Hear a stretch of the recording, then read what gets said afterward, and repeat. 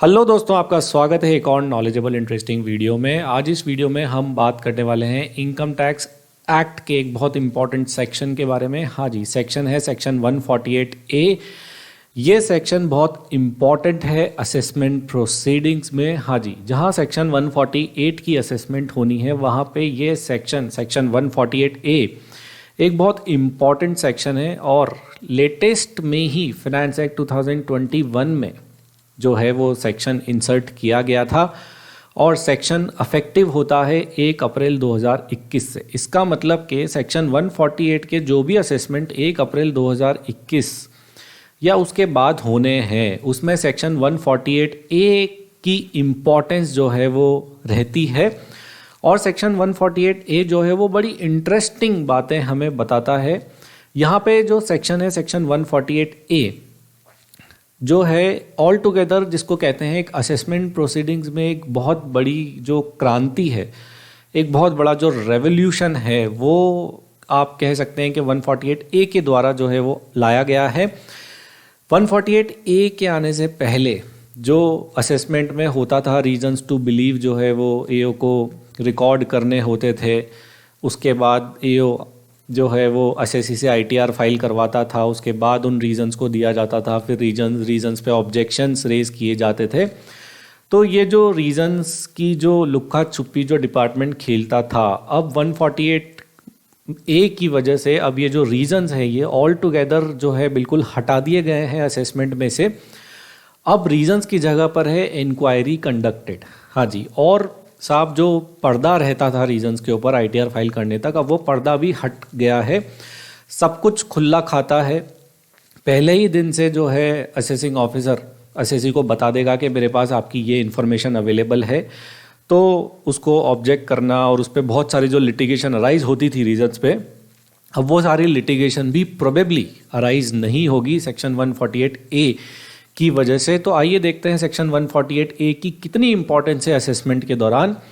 Section 148A बात करता है conducting inquiries before assessment, providing opportunity of being heard before issuance of notice under section 148A। मतलब कि section 148A का notice issue करने से पहले ही जो है असेसिंग ऑफिसर एसएससी को एक अपॉर्चुनिटी ऑफ बीइंग हर्ड देगा।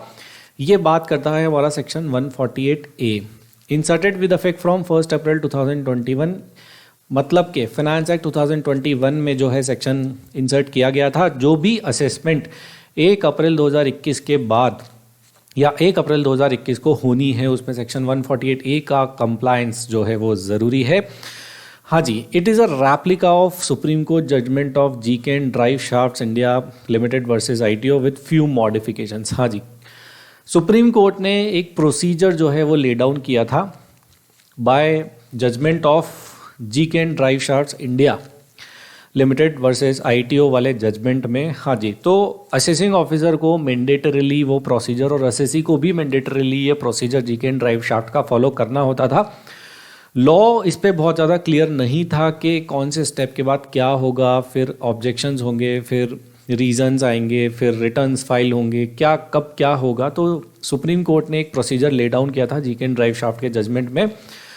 तो अब गवर्नमेंट ने लॉ में ही चेंज करके इस प्रोसीजर को कुछ मॉडिफिकेशंस के साथ अब लॉ में ही इंक्लूड कर दिया गया है।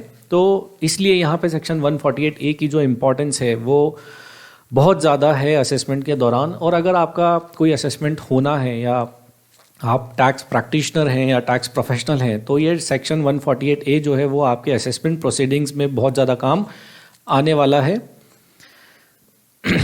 तो देखते हैं सेक्शन 148 में क्या है। Before issuance of notice under section 148 AO shall conduct inquiries. हाँ जी, सेक्शन 148 का नोटिस इशू करने से पहले एओ क्या करेगा? इंक्वायरी कंडक्ट करेगा अगर ज़रूरत पड़ेगी तो, और स्पेसिफाइड अथॉरिटी की अप्रूवल लेके। स्पेसिफाइड अथॉरिटी कहाँ पे मेंशन्ड है? सेक्शन 151 में।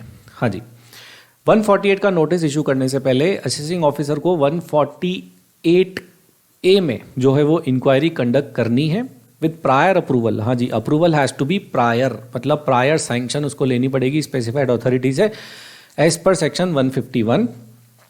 Before issuance of notice under section 148, AO shall provide an opportunity of being heard to the SAC। हाँ जी, 148 का नोटिस इशू करने से पहले असेसिंग ऑफिसर जो है, हाँ जी, नोटिस इशू करने से पहले I am talking about, assessing officer जो है वो SAC को एक अपॉर्चुनिटी ऑफ बीइंग हर्ड भी देगा कि साहब आओ और हमें ये बताओ कि आपके अगेंस्ट में 148 का नोटिस क्यों ना इशू किया जाए, क्योंकि हमारे पास डिपार्टमेंट के पास ये इन्फॉर्मेशन आपकी अवेलेबल है।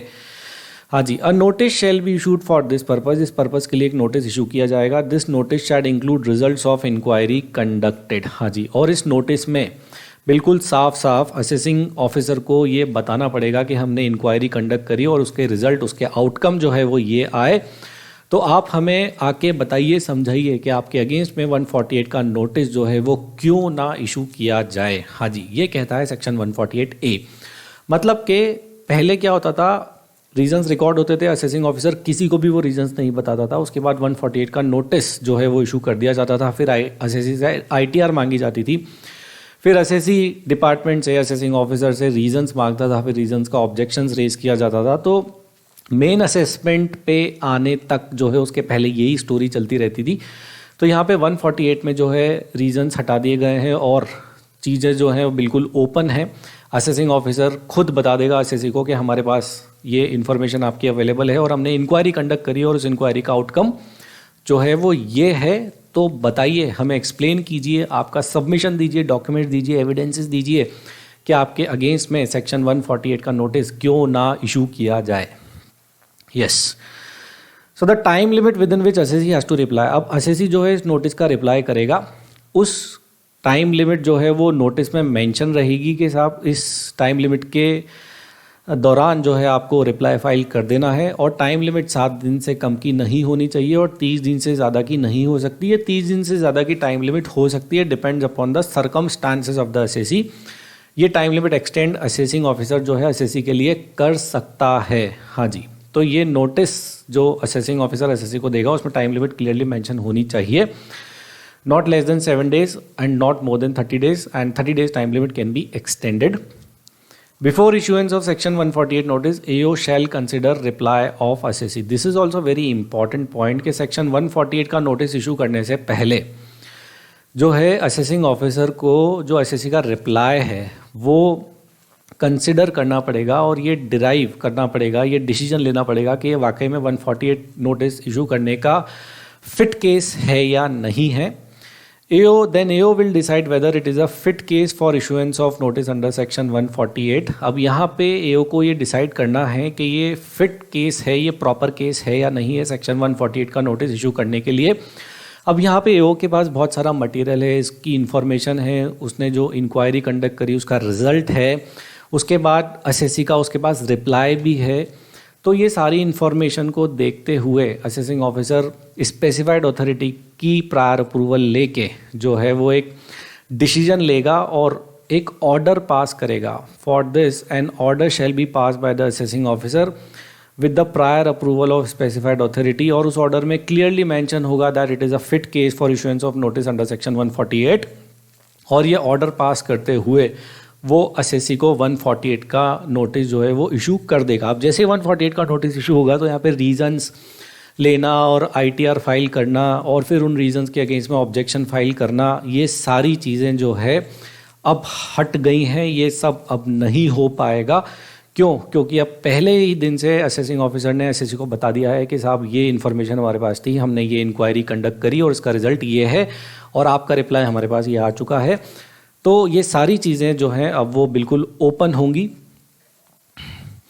Such order shall be pass, assessing officer जो ऑर्डर पास करेगा जिसमें वो ये लिखेगा कि that it is a fit case for section 148 notice issuance, वो पास हो जाना चाहिए with in 1 month from the end of the month in which the reply off assessee is received. Assessee ने जो रिप्लाई दिया उस महीने के एंड से अगले 1 महीने तक की समय सीमा है असेसिंग ऑफिसर के पास अपना ऑर्डर इशू करने की। हाँ जी, अगर ये ऑर्डर समय सीमा में इशू हो गया दैन इट इज़ फाइन, अगर ये समय सीमा के बाद है तो ये टाइम बार्ड ऑर्डर है और यहाँ पे वैलिडिटी ऑफ नोटिस जो है वो चैलेंज की जा सकती है।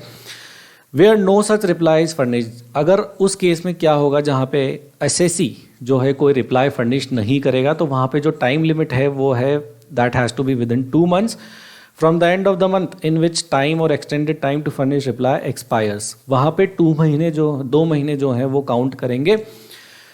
जो असेसी को टाइम लिमिट दी गई उस महीने के एंड से लेकर के आगे 2 महीने तक की टाइम लिमिट जो है उसको दी गई है असेसिंग ऑफिसर को अपना ऑर्डर पास करने के लिए। That it is a fit case for issuance of notice under section 148। एक इम्पॉर्टेंट बात यह है कि सेक्शन 148A के प्रोविज़न जो है वो सर्च और सीजर के केस में जो है अप्लाई नहीं होंगे। Provision of section 148A shawl not apply in search and seizure cases. हाँ जी, so it was all about section 148A, a newly inserted section and very much relevant for assessment proceedings। अगर आपकी कोई भी query है assessment से related, section 148A से related, तो आप कमेंट बॉक्स में कमेंट करके हमसे पूछ सकते हैं। Thank you for watching this video पसंद आए तो लाइक ज़रूर करें, बहुत सारे लोगों के साथ शेयर करें, चैनल को सब्सक्राइब भी कर लें। Thank you, thanks a lot, bye.